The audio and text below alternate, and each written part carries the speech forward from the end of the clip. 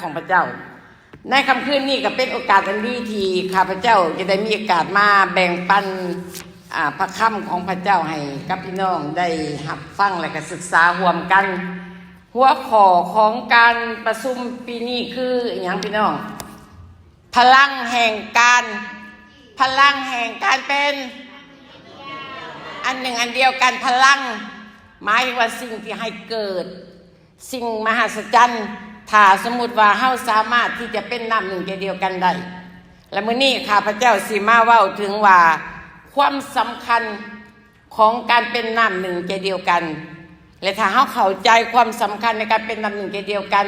ก็จะเกิดพลังอันมหาศาลตามพระคำของพระเจ้าอธิษฐานรวมกันก่อนเนาะสาธุการข้าแต่พระเจ้าพระบิดาขอบพระคุณพระองค์สำหรับค่ำคืนวันนี้ขอบคุณพระเจ้าที่พระเจ้าทรงโปรดเมตตาให้ข้าพระองค์ได้เห็นถึงความหักพระเมตตาในโอกาสมาห่วมกันในกองประชุมเทนี้หัวข้อนี้ก็เป็นหัวข้อที่ว่าเบิ่งคือว่าบ่สำคัญคือเว้าแล้วเว้าอีก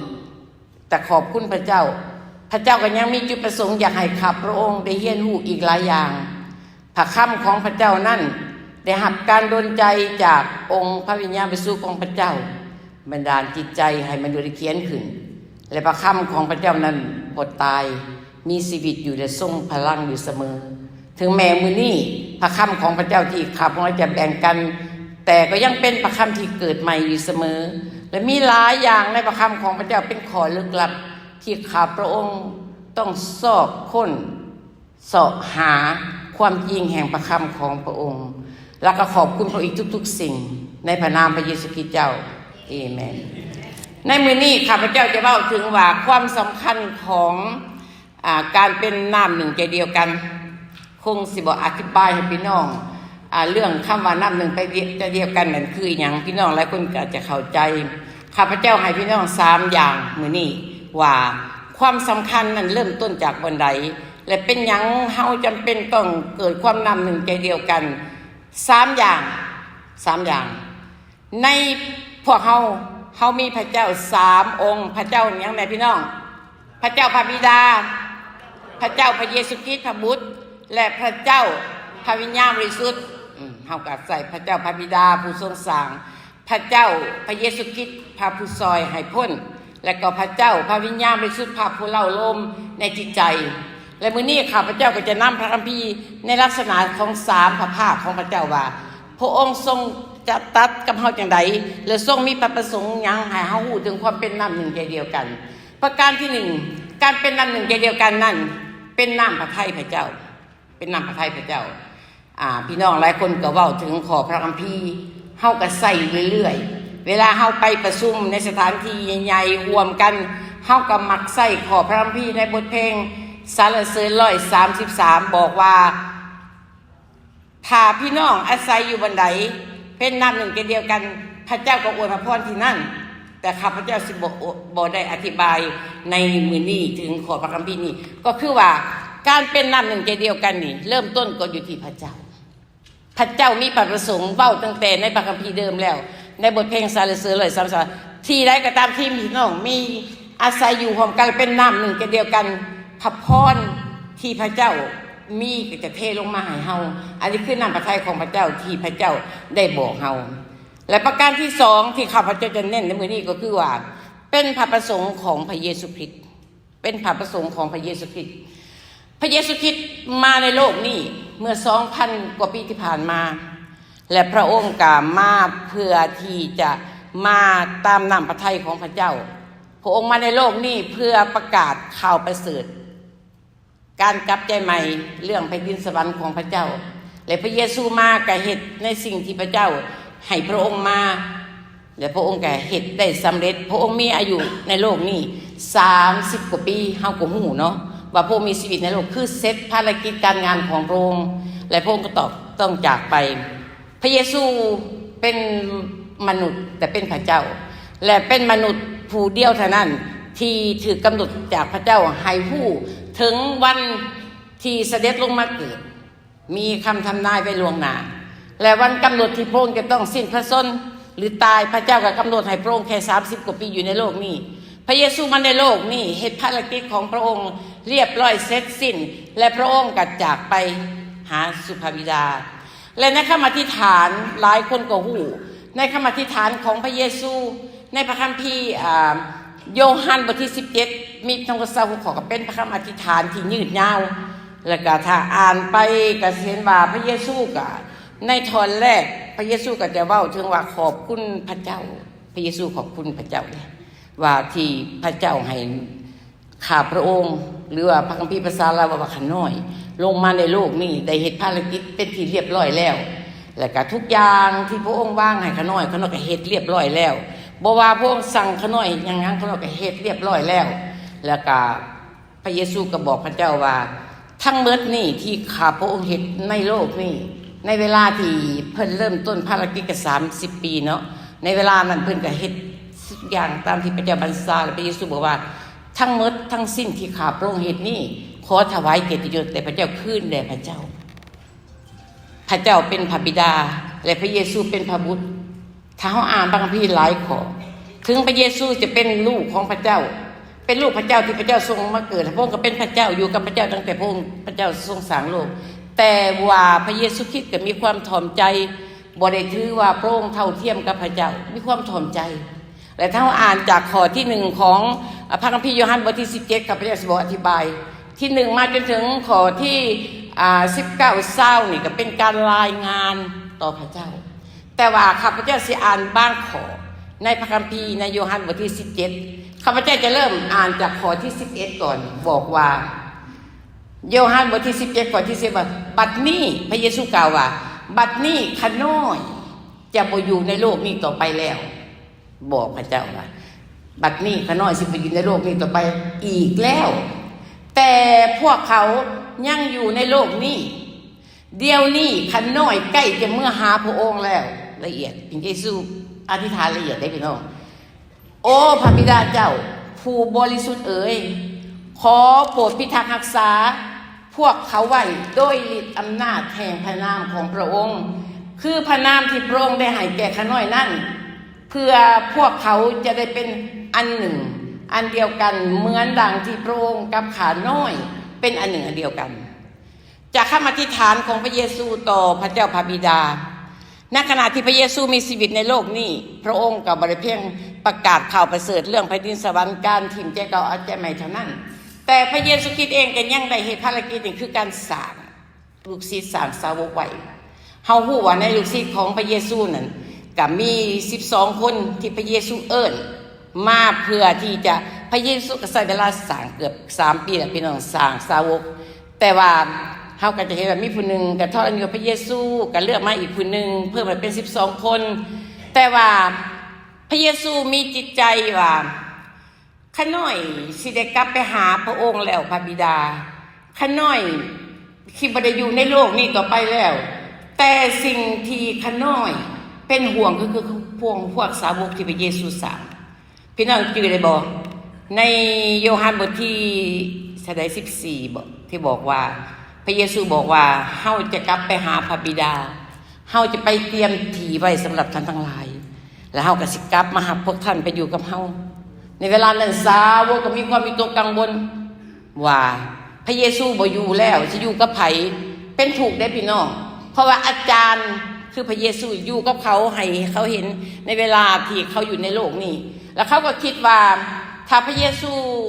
ไปแล้วนี่สิเฮ็ดจังไดไผสิอยู่นำเขาก็มีตัวกังวลและพระเยซูก็บอกว่าบ่ต้องทุกข์โศกบ่ต้องมีตัวกังวลดอกเฮาไปแล้วเฮาไปจัดเตรียมที่ไว้แล้วมื้อนึงเฮาจะกลับมาหาพวกเจ้าแต่ก็บ่วิตกกังวลพระเยซูน่ะสร้างสาวกมาแต่พระเยซูก็มีความหักผูกพันได้พี่น้องผูกพันกับสาวกและสิ่งที่พระเยซูเป็นห่วงใหญ่ก็คือว่าย่านว่าพวกนี้เนี่ยสิบ่เป็นอันหนึ่งอันเดียวกันเพราะคำอธิษฐานของพระเยซูบอกว่าโอ้พระบิดาเจ้าผู้บริสุทธิ์เอ๋ยขอโปรดพิทักษ์รักษาเขาไว้ด้วยฤทธิ์อำนาจแห่งพระนามของพระองค์คือพระนามที่พระองค์ประทานให้แก่ข้าน้อยนั่นเพื่อว่าพวกเขาจะเป็นอันหนึ่งอันเดียวกันเหมือนดังที่ข้าน้อยเป็นอันหนึ่งอันเดียวกันขอบคุณพระเจ้าพระเยซูสิว่าอยากให้สาวกของพระองค์เป็นอันหนึ่งเดียวคือกับพระเยซูเป็นอันหนึ่งเดียวกับพระเจ้า เว้าอยู่เสมอแต่คำอธิษฐานนี่อยากให้เป็นคือข้าน้อยเป็นอันหนึ่งอันเดียวพระเจ้าให้ข้าน้อยมาเป็นอันหนึ่งอันเดียวและข้าน้อยก็อยากให้สิ่งที่ข้าน้อยเป็นกับพระบิดานี่ทายทอดไปให้สาวกอยากให้เขาเป็นอันหนึ่งอันเดียวกันเหมือนดังที่ข้าน้อยพระบิดาเป็นอันหนึ่งอันเดียวกันหมายความว่าสองอันนี้เราเรื่องสองก่อนพระเยซูพระบิดาเป็นอันหนึ่งอันเดียวหมายความว่าสองร่วมเขาเป็นหนึ่งอันนี้เฮายังบ่เว้าอันภาคที่สามสองร่วมเขาเป็นหนึ่งหมายความว่าอยากให้สนิทสนมกันเมื่อพระเยซูอธิษฐานบอกว่าเหมือนดังที่ข้าน้อยเป็นอันหนึ่งอันเดียวกันข้าพเจ้าจะอ่านข้อที่20ข้าน้อยภาวนาอธิษฐานบ่แม่นแต่สำหรับพวกเขาเท่านั้น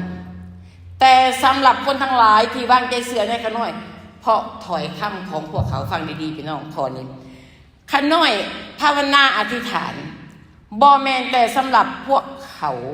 เท่านั้นคือบ่เพียงแต่สาวกพวกที่พระเยซูสร้างมาเนี่ย12คนนี้เท่านั้นแต่สำหรับคนทั้งหลายที่วางใจเสื่อในข้าน้อยฟังดีๆแต่ข้าน้อยอธิษฐานสำหรับ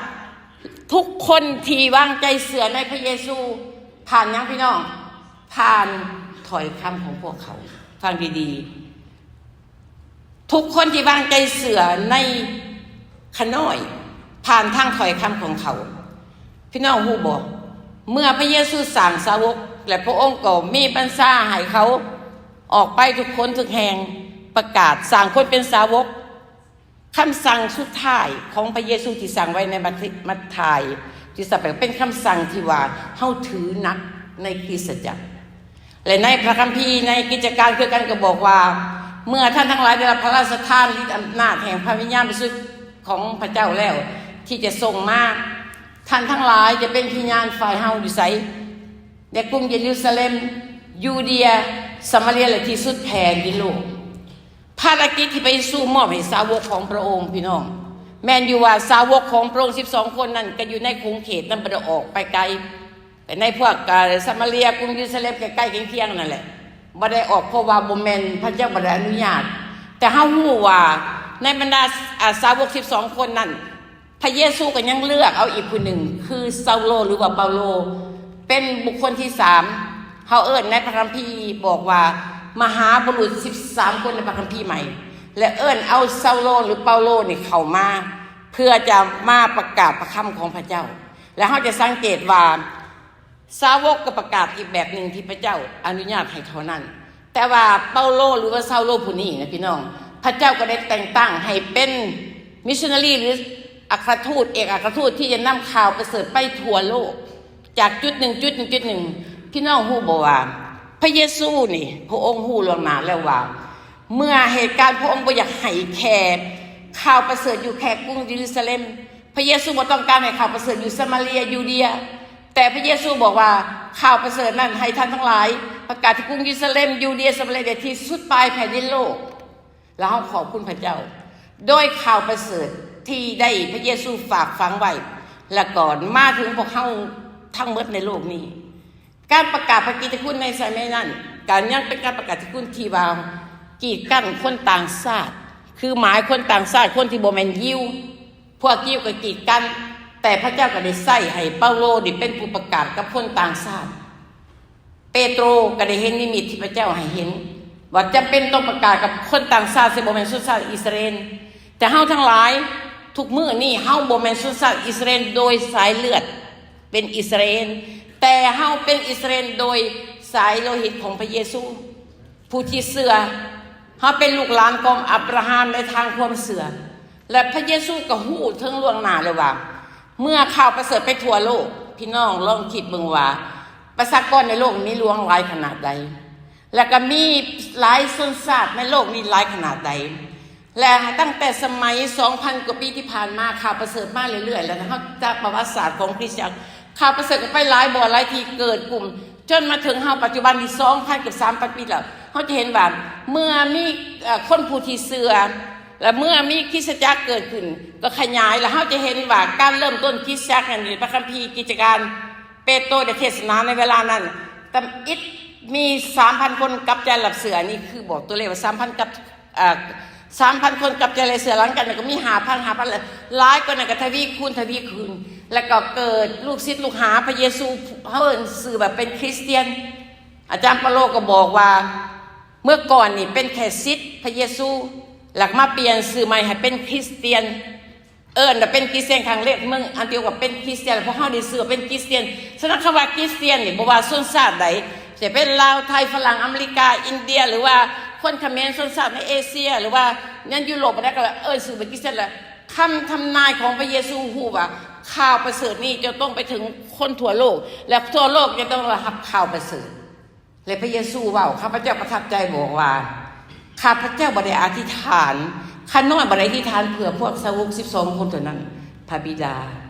ที่จะให้เขาเป็นอันหนึ่งเนี่ยแต่ข้าน้อยอธิษฐานเผื่อผู้ที่เสือในข้าน้อยสีเสือในข้าน้อยผ่านทางอย่างถอยคำของเขาถอยคำพระกิตติคุณข่าวประเสริฐขยายออกไปแต่ว่าเมื่อเฮาหับเสือและเฮาทุกคนเสือเวลาเฮาเริ่มต้นเป็นคริสเตียนเฮาเสือน้ำไผ่พี่น้องเสือพระเยซูถึกบอกเมื่อการเป็นคริสเตียนของเฮาเนี่ยเฮาเริ่มต้นด้วยความเสือในพระเยซูพอเมื่อเฮาได้ยินข่าวประเสริฐเฮาได้ยินเรื่องราวพระกิตติคุณของพระเจ้าเฮาก็ต้อนรับเอาพระเยซูเข้ามาในชีวิตของเฮาแต่ละคนเฮาได้สื่อว่าเป็นลูกของพระเจ้าเฮาได้สื่อเป็นคริสเตียนผ่านทั้งสายพี่น้องผ่านถอยคำข่าวประเสริฐจากเริ่มต้นที่พระเยซูบอกว่าข่าวประเสริฐที่ทุกคนจะเสือในขน้อยนั่นผ่านทางถอยคำของเขาก็คือว่าพวกสาวกหลายๆคนที่ประกาศเรื่องราวตั้งแต่อดีตมาจนถึงมาพวกเขาถ้าเฮาประวัติศาสตร์ของพวกพี่น้องอยู่เมืองลาวใส่กระตามข่าวประเสริฐมาพวกเฮาก็มีมิชชันนารีไปประกาศพี่น้องบ่แม่นธรรมดาส่งมิชชันนารีไปประกาศอยู่บ้านเมืองนอนของเฮาทนถูกลำบากถือขาดก็มีถือยังหลายอย่างการทนถูกข่าวประเสริฐกันนี่เลยแต่พระเยซูก็อธิษฐานว่าจังซี่ขน้อยขอที่21ว่าเพื่อให้เขาทั้งหมดมาก็ว่าบ่แม่นสาวกเกิดจากสาวกในเวลานั้นเพื่อให้เขาทั้งหมดเป็นอันหนึ่งอันเดียวกันหมายว่าอยากให้คริสเตียนทั่วโลกคริสเตียนที่ขยายไปในทุกบอนทุกทีมเพราะว่าเมื่อขยายไปแล้วเกิดคริสเตียนขึ้นมาเกิดคริสตจักรเกิดคณะเกิดขนาดองค์การพี่น้องทุกมื้อนี่คณะองค์การเกิดขึ้นอย่างล้นหลายสมัยก่อนฮู้ว่ามีเพียงคณะเดียว2คณะที่ยิ่งใหญ่มีชื่อมีเสียงในบ้านเฮาสมัยก่อนก็มีพวกอันนั้นสิเริ่มต้นที่ทั้งข่าวประเสริฐอยู่สวรรค์เขตทั้งใต้มาแล้วก็มาถึงพวกคณะซีเมในสมัยนั้นต้นอยู่เวียงจันทร์ก็อยู่ในคณะซีเมแต่พ่อมาอยู่ที่อเมริกาค่ะข้าพเจ้าก็ไม่ได้อยู่ในซิมเอข้าพเจ้าก็อยู่ในแบปติสต์ก็คือว่าไปอยู่ในสถานที่ของเขามีพันธกิจของเขามาว่าเมื่อมีหลายๆคณะเกิดขึ้นมีความแตกต่างเมื่อมีคณะเกิดขึ้นมีองค์การเกิดขึ้นพี่น้องฮู้บ่มีนโยบายของคณะมีนโยบายขององค์การอันนี้แหละที่พระเยซูว่าเมื่อมีคณะเกิดขึ้นมีนโยบายขององค์การนโยบายหรือขององค์การต่างๆนี่จะเป็นจุดเห็ดให้คริสเตียนทั้งหลายนี่บอกเข้าใจนำพระทัยพระเจ้าอะไรแยกตัวออกข้าพเจ้าหับใส่พระเจ้าในเมืองไทยตอนสมัยเมืองลาวก็บ่มีหลายคณะแต่พอมาหับใส่ในประเทศไทยในทำกลางและหลายคริสตจักรพี่น้องมีคณะนั้นมีคณะนี้คณะนี้นะมีความสำคัญกับคนเหล่านั้นเลยพี่น้องบางขณะนี่ถือโตได้ถือโตว่าตัวเองใหญ่ได้ถือโตว่าตัวเองนี่เป็นผู้หู้ดีเป็นผู้แก่กล้าวิชาแล้วก็บ่ยอมหับผู้อื่นนี่ได้แล้วก็บ่ยอมเข้ากับผู้อื่นนี่ได้พี่น้องอยู่เมืองไทยน่ะมีหลายคณะเขาบ่หับผู้อื่นเข้าไปในคณะเขาได้แค่เข้าไปในโบสถ์เขายังบ่หับเอาอย่ามาเด้อนี่ข้าพเจ้าเป็นคณะนี่บ่แม่นขนาดหามเขามาอาณาเขตของข่อยมีได้พี่น้องมีได้พอเฮาเอาคณะนี่เป็นที่ตั้งเอาความรู้สึกของเฮาเป็นที่ตั้งพระเยซูฮู้ล่วงหน้าว่าสิเกิดขึ้นก็เกิดขึ้นอีหลีทุกมื้อนี่ในทำการเฮาในอเมริกาคือกันเฮามีหลายหน่วยงานองค์การเฮาถือดีวันนี้คือคณะก็บ่หยังพี่น้องตามคณะของพี่น้องก็บ่ฮู้ไม่กับผู้อื่นที่ว่าเฮาพอตัวเฮาเก่งแล้วเฮาบ่ควรกับผู้อื่นแล้วพายผู้อื่นมายุ่งกับเฮาอีกเฮาก็บ่ยุ่งกับผู้อื่นอีกเขาเป็นอย่างสั้นในเมืองไทยข้าพเจ้าหับใส่ข้าพเจ้านี่ทะลุพี่น้องคำว่าทะลุนี่ขนาดได้ก็ตาม ข้าพเจ้าไม่ประมาณว่าข้าพเจ้าจะเข้าไปให้ได้ทะลุเข้าไปสร้างความเป็นน้ำดึงเพื่อจะเข้าไปหาข้าพเจ้าก็ได้หับการย่อมหับจากคณะต่างๆให้ข้าพเจ้าไปเทศนาในกลุ่มต่างๆก็เริ่มต้นเล็กๆน้อยๆเพื่อจะสร้างความเป็นหนึ่งให้ความเข้าใจกันว่าจะอยู่คณะใดก็ตามอยู่คณะใดก็ตามหน่วยงานองค์การคณะนั้นคณะนี้ที่มนุษย์ตั้งขึ้นตามองค์การพี่น้องฮู้บ่ว่าเฮาตั้งคณะไว้อยู่ในโลกนี้เท่านั้นแต่ว่าในสวรรค์บ่มีคณะได้พี่น้องบ่ได้แบกคณะของพี่น้องขึ้นไปในสวรรค์ข้าพเจ้าอยู่คณะนี้ข้าพเจ้าจะแบกศักดิ์ศรีของคณะข้าพเจ้าขึ้นไปข้าพเจ้าอยู่ในคณะนี้ข้าพเจ้าไปแบกศักดิ์ศรีของคณะนี้ขึ้นไปในสวรรค์พระเยซูบ่แม่นในสวรรค์บ่มีคณะบ่มีกลุ่มบ่มีคำว่าแยกตัวออกแต่ในสวรรค์เมื่อเฮาไปอยู่กับพระเจ้าแล้วเฮาก็มีแต่เป็นน้ำหนึ่งเดียวเป็นลูกของพระบิดาพระเยซูฮู้อนาคตเด้ฮาเลลูยาฮู้ล่วงหน้าแล้วว่ามันสิเกิดความแตกแยกฮู้ล่วงหน้าว่าเมื่อมีกิจจักรเกิดขึ้นทั่วโลกมีคณะเกิดขึ้นชาติลาวชาติไทยฝรั่งยังก็ตามแล้วแต่ทุกภาษาจะมีกันแตกแยกกันนะพี่น้องแห้งเดี๋ยวนี้เฮามีหลายคณะอีกเฮาเว้าในกลุ่มของโปรเตสแตนต์เนาะมีหลายคณะเกิดขึ้นพระเยซูอธิษฐานโอ้ฮาเลลูยาบอกว่าโอ้พระบิดาเจ้าโอ้พระบิดาเจ้าเอ้ยขอโปรดให้พวกเขาอยู่ในเฮาทั้งสองเหมือนกันขอให้คณะอื่นๆที่บ่ได้มาจากพวกให้อยู่กับเฮาเหมือนกันก็แสดงว่าพระเยซูอยากให้เฮานี่สิเป็นคณะใดก็ตามพวกใดก็ตามเนี่ยอยากให้เขามาอยู่ในพระเยซูกับพระเจ้าองค์เดียวเอเมนบ่พี่น้องเข้าใจพระคัมภีร์บ่เขาสิเป็นใครก็ตามคณะใดก็ตามพวกใดก็ตามแต่ว่าข้าน้อยก็อธิษฐานขอโปรดให้พวกเขาอยู่ในเฮาทั้งสองในเฮาทั้งสองก็เหมือนทั้งว่าพระเจ้าพระบิดาซึ่งเป็นพ่อของพระเยซูพระเยซูเป็นพระบุตรของพระเจ้าและในองค์พระเยซูเหมือนกันดังที่พระองค์สถิตในข้าน้อยและข้าน้อยอยู่ในพระองค์ขอให้พวกเขาเป็นอันเดียวกันเพื่อโลกจะเชื่อว่าแม่นพระองค์นั่นแหละที่ใส่ข้าน้อยมาบางเถื่อคือเฮาเว้าในพระคัมภีร์บอกว่าคนสิฮู้ว่าเฮาเป็นสาวกของพระองค์ก็ต้องเมื่อเฮาเป็นน้ำหนึ่งเดียวกันหรือว่าเฮาหักซึ่งกันและกันแล้วคนจะเห็นแต่ทุกมื้อนี่นะคนบ่เห็นความหักพระเยซูในทำกลางคริสเตียนในทำกลางคริสตจักรเห็นแต่ความวุ่นวายเห็นแต่ความแตกแยกเห็นแต่ความแตกแยกกันว่าน้ำพวกกลุ่มคนลาวเฮานี่ซะหรือคนไทยแห้งมีหน่อยแห้งแตกแห้งบ่เข้ากันแห้งแท้ที่จะสร้างความเป็นอันหนึ่งเข้าร่วมพลังกันเมื่อก่อนนี่นะ LCC เนี่ยพี่น้องมีสมาชิกแต่หลายสมาชิกเดี๋ยวนี้สมาชิกก็ลอยลงไปหากิจจักเป็นสมาชิกก็บ่มีสมัยก่อนนี่สมาชิกใน LCC ก็จะผู้ใดเป็นสมาชิกก็จะถวายเงินมาปีละเมื่อก่อนปีละ120บ่ได้หลายได้ปีนี้ปกติขึ้นมา200ก็ยังบ่มีถวายก็บ่ได้ถวายมันเพราะว่ากิจจักรที่เป็นสมาชิกของ ICC นี่สาบสูญเพราะบ่มีกิจจักรแล้วก็ลอยล้อลงไปคือเพิ่นเทศน์ลอยล้อลงไปก็บ่มีอีกพี่น้องที่รักพระเยซูอธิษฐานข้าพเจ้าประทับใจว่าขอทรงโปรดให้ทุกคนที่มาเชื่อในขันน้อยผ่านถอยคำของเขาขันน้อยอธิษฐานขอพระเจ้าซอยให้เขาทั้งหมดเป็นอันหนึ่งอันเดียวกันดังที่ข้าพระองค์กับพระบิดาของขันน้อยกับพระองค์เป็นอันหนึ่งอันเดียวกันเพื่อคนทั้งหลายจะรู้ว่าเขามาจากขันน้อยมาจากพระเจ้าพี่น้องที่รักเฮาประกาศเรื่องพระเจ้าเฮาเว้าเรื่องพระเยซูเฮาประกาศพระนามพระเยซูแต่แยกกันได้อาจารย์เปโลบอกว่ามีบางคนประกาศเพื่อแข่งขันก็ดีอย่างน้อยเขาก็ประกาศเพื่อการแข่งขันกันก็อย่างน้อยเขาก็ประกาศกันอย่างดีพี่น้องที่รักแต่พระเยซูน่ะพูดถึงสิ่งนั้นเลยบอกว่าเพื่อโลกจะเชื่อว่าแม่นพระองค์นั่นแหละที่ใส่ข้าน้อยมาและมาขอที่22บอกว่าข้าน้อยมอบเกียรติยศอย่างเดียวกันกับพระองค์ที่พระองค์ให้ข้าน้อยนั่นแก่พวกเขา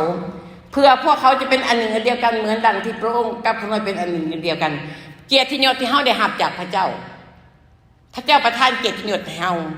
ขอบคุณพระเจ้าได้พี่น้องที่ว่าเฮาได้มาเป็นคริสเตียน ขอบคุณพระเจ้าที่พระเจ้าสถาปนาเฮา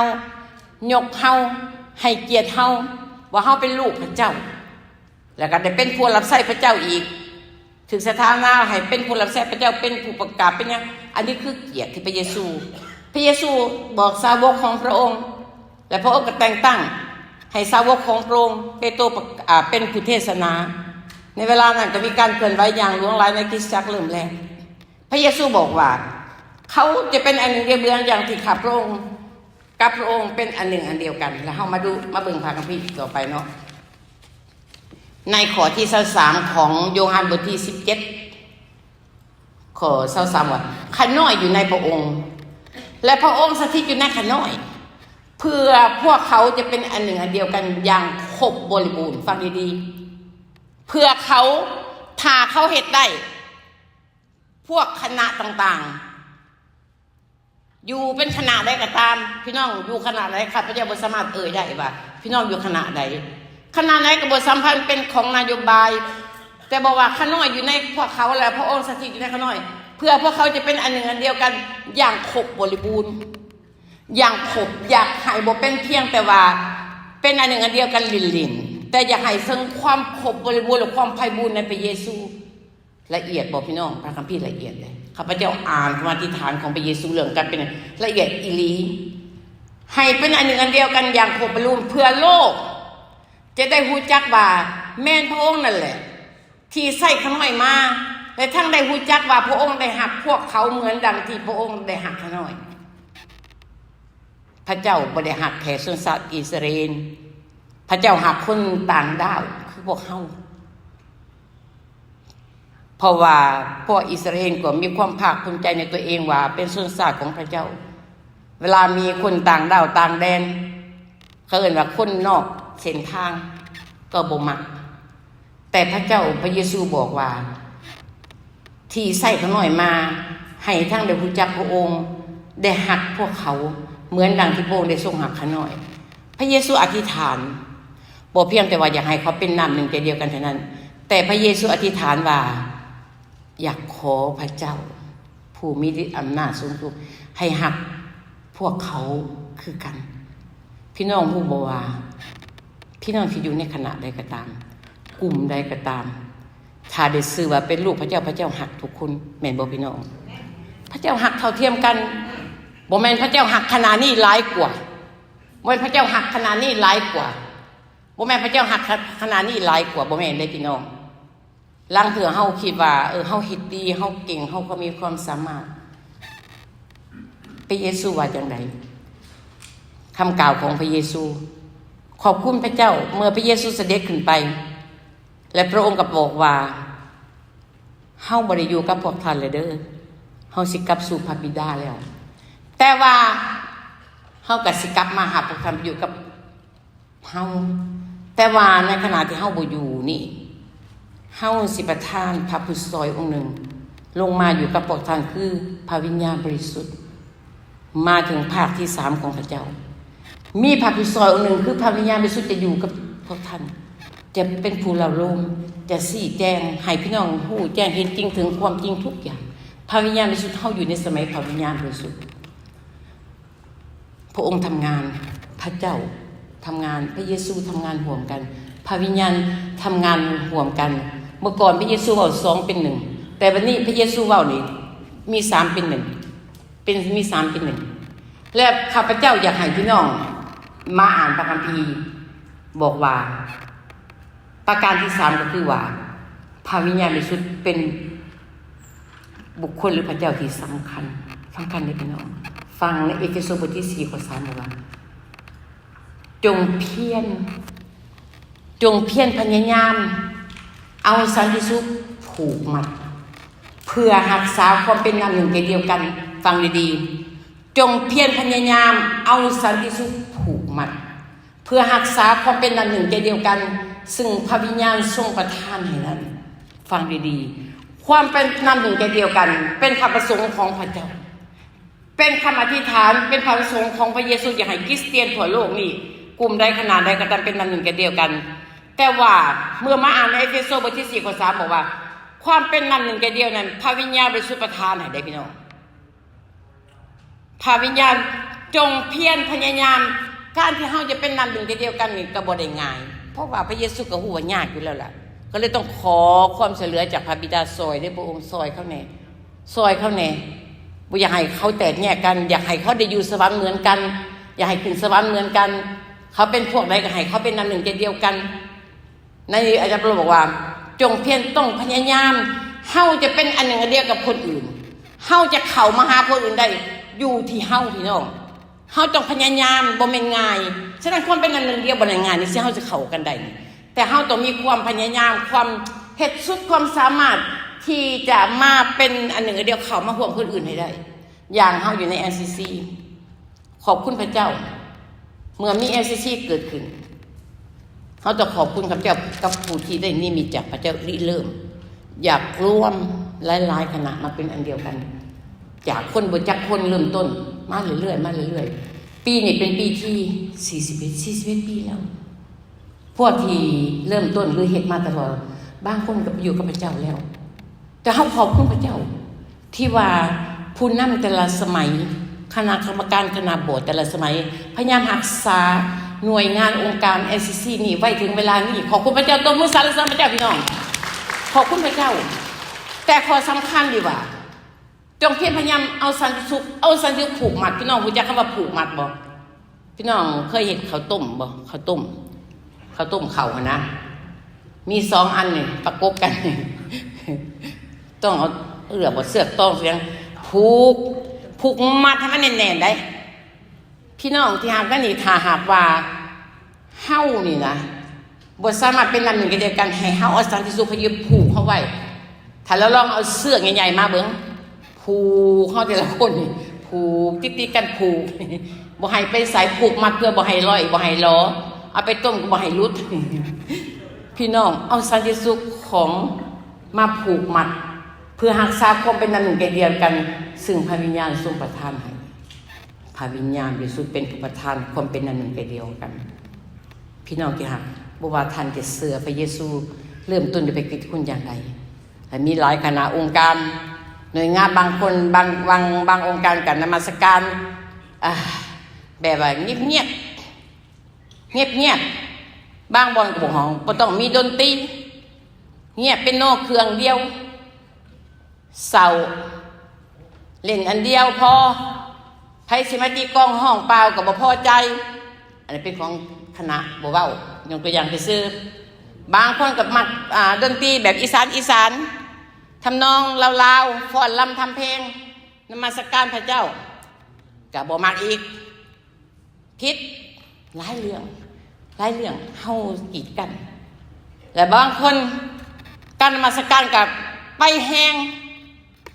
พระวิญญาณเป็นสุดอย่างเดียวข่อยมีพระวิญญาณบริสุทธิ์พระวิญญาณนี่ถือว่าตัวเองได้รับพระวิญญาณมีฤทธิ์เดชมีอำนาจมีพระวิญญาณบริสุทธิ์อธิษฐานดังๆก็ขอบคุณพระเจ้า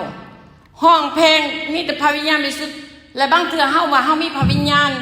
เฮาก็มองข้ามและดูหมิ่นพี่น้องคริสเตียนนำกันถือบ่พี่น้องถือบ่ตอบให้ถือเด้ถ้าหากว่าผู้ใดเชื่อในเรื่องฤทธิ์เดชพระวิญญาณบริสุทธิ์เรื่องราวฤทธิ์เดชอำนาจมีอำนาจในการในการวางมือคนอีหยังกระถึกคือโคมเนี่ยขอบคุณพระเจ้าให้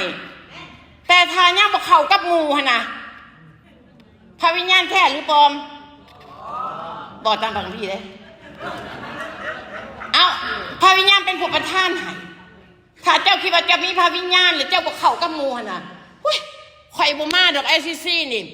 ข่อยบ่มาสมัครไม้ก่อนน่ะบ่มีการกระโดดโลดเต้นขึ้นจังซี่ได้พี่น้องเพราะว่าเวลามีทีนมัสการแล้วแต่ละคนก็จ้องเบิ่ง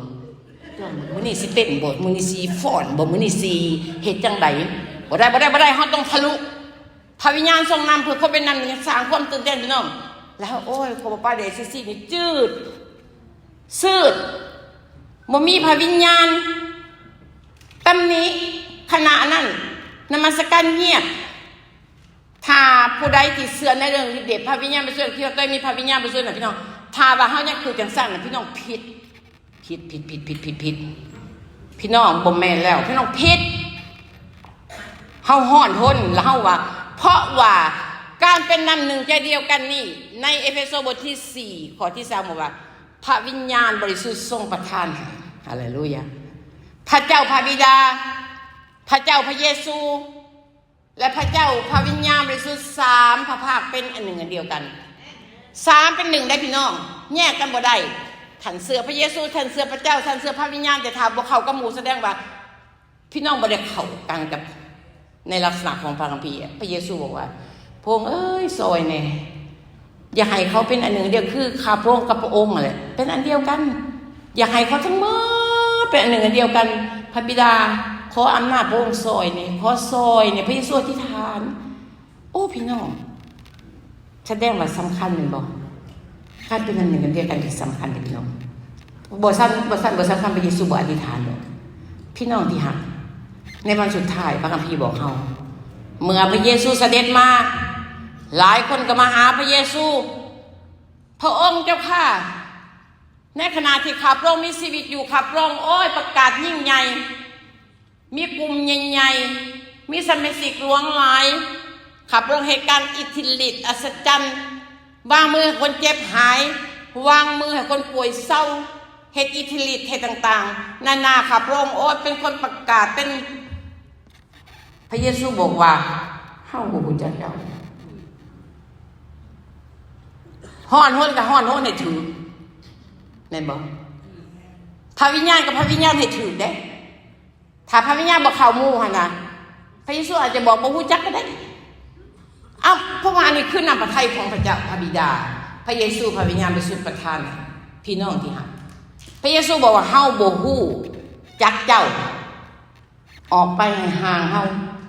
าบ่ฮู้จักเจ้า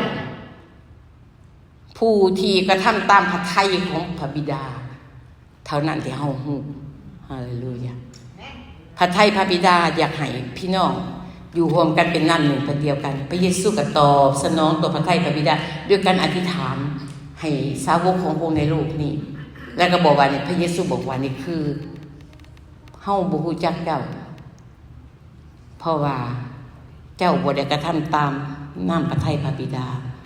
การมีชีวิตในโลกนี้เฮาได้รับความรอดของเสือพระเยซูแต่พี่น้องให้เสือว่า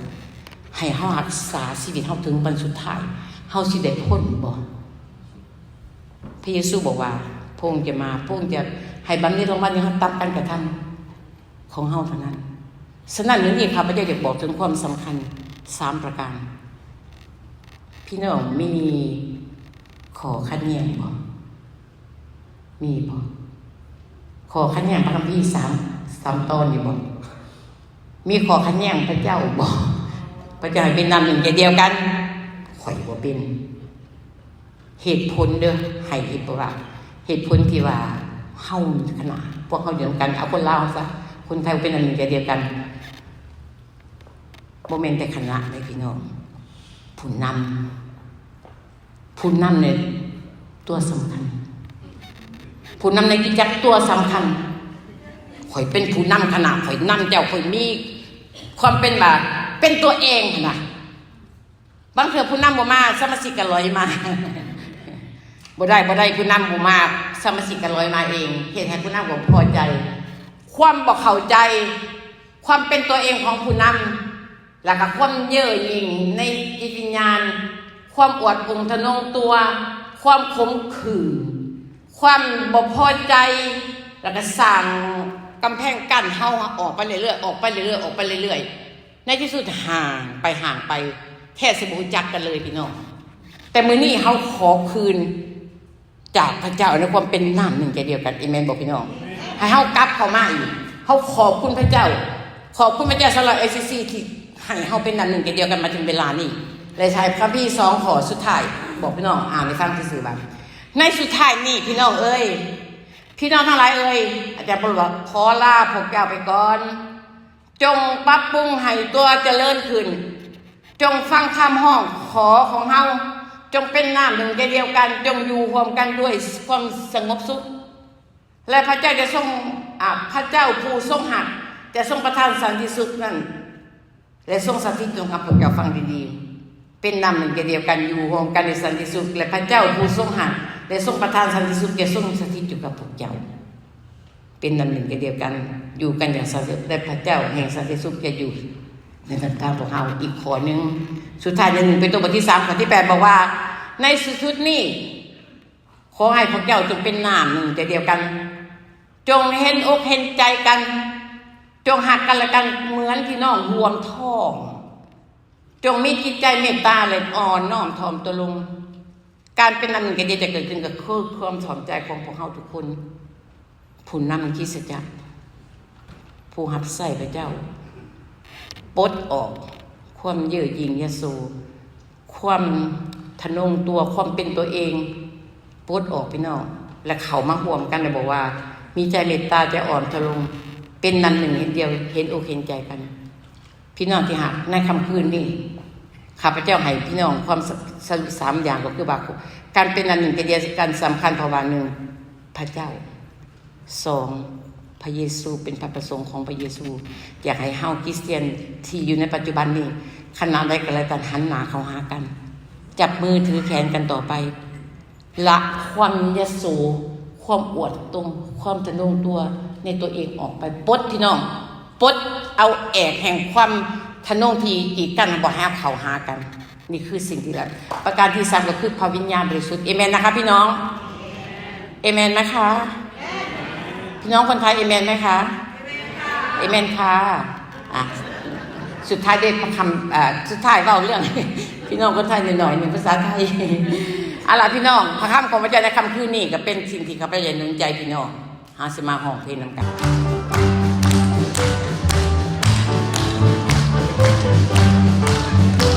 พี่น้องยืนอยู่ยังยืนอยู่ห้องเพลงนี้ก่อนเอาเป็นหนึ่งในความหาภาคีเอาเป็นหนึ่งในความหาภาคีเจ้านำให้เอาผูกพันกับองค์วิญญาณเอาเป็นหนึ่งในความหาภาคีขอให้เอาวงร้องเพลงสรรเสริญเปิดใจเพื่อรับใช้พระเจ้า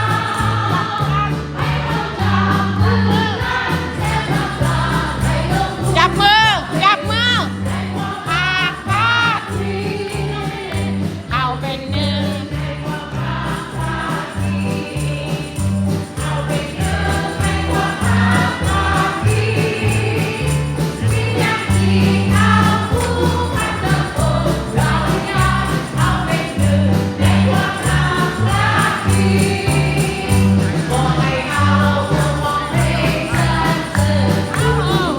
เกิดดวงใจเพื่อรับใช้พระเจ้าเอาเลิศให้เราจากมือกันและพัฒนาให้โลกรู้เราเป็นหนึ่งในความหาภาคีให้เราจากเดี๋ยวไปอธิษฐานไปอธิษฐานให้โลกรู้เราเป็นหนึ่งในความหาภาคี